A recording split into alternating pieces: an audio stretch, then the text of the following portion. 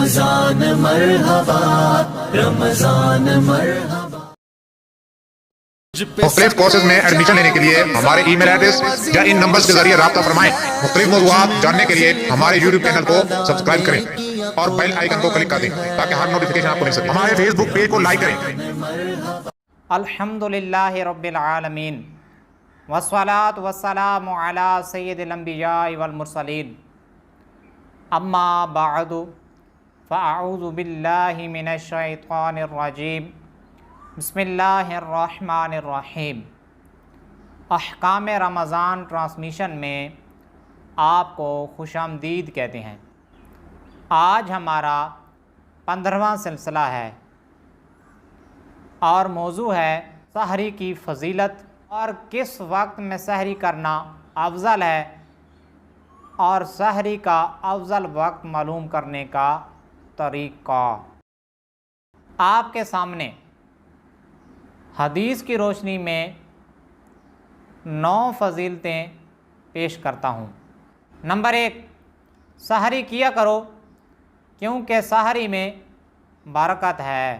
हमारे और अहले किताब के दरमियान सहरी खाने का फ़र्क है। नंबर 3, अल्लाह अज़्ज़ा वजल और उसके फ़रिश्ते सहरी खाने वालों पर रहमत नाजिल फरमाते हैं।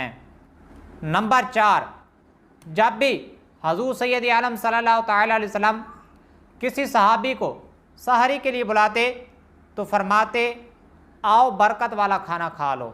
नंबर 5, रोज़ा रखने के लिए सहरी खा कर क़ुव्वत हासिल करो और दिन के वक्त आराम यानी कैलूला करके रात की इबादत के लिए ताकत हासिल करो। नंबर 6, सहरी बरकत की चीज़ है जो अल्लाह अज़्ज़ा वजल ने तुमको अनायत फरमाई, इसे मत छोड़ना। नंबर 7, 3 आदमी जितना भी खा लें अल्लाह अज़्ज़ा वजल उनसे हिसाब नहीं लेगा।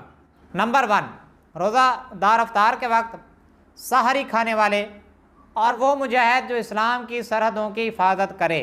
नंबर 8, सहरी पूरी पूरी बरकत है, इसे मत छोड़ो, चाहे यही हो कि तुम पानी का एक घूंट पी लो। बेशक अल्लाह और उसके फरिश्ते सहरी करने वालों पर रहमत भेजते हैं।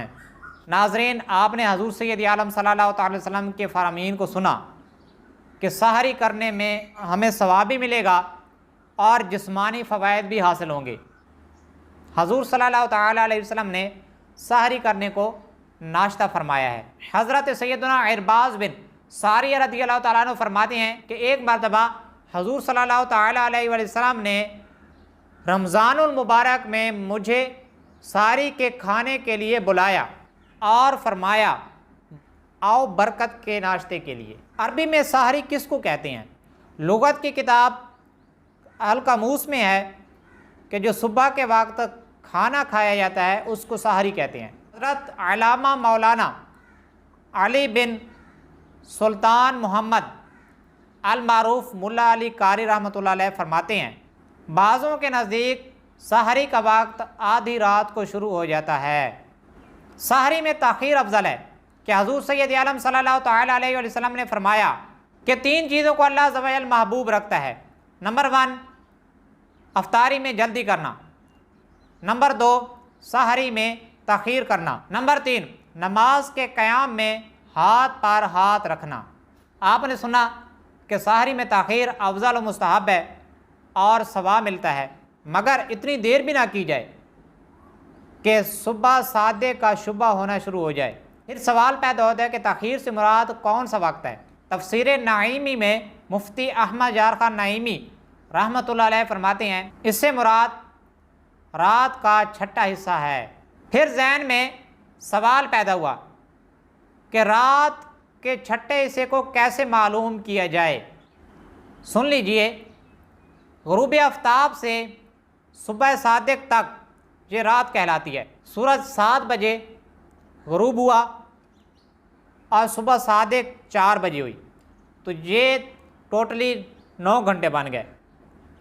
तो इन 9 घंटों को बराबर बराबर 6 हिस्सों में तकसीम कीजिए तो हर हिस्सा 1.5 घंटे का बना और रात का छठा हिस्सा, आखिरी हिस्सा वो 1.5 घंटे का हुआ, यानी 2:30 से लेकर 4 बजे तक, 2:30 से लेकर 4 बजे तक अगर कोई सहरी करता है तो ये अफजल वक्त करार पाएगा। ये जो सूरत समझाई है मैंने मिसाल के तौर पर समझाई है। सहरी का वक्त बढ़ता भी रहता है और कम भी होता रहता है, तो उसके मुताबिक आप हिसाब लगा सकते हैं। सुबह सादिक से पहले पहले अगर आपने सहरी कर भी ली, अभी रोज़े का टाइम रहता है, और अगर आपने अवामी इस्तिलाह में रोज़ा बंद भी कर लिया तो फिर भी आप खा पी सकते हैं। जब रोज़े का टाइम सुबह सादिक शुरू हो गई तो रोज़े का टाइम ख़त्म हो गया, अब आप नहीं खा पी सकते। आज हमारा सिलसिला यहाँ पे ख़त्म हुआ।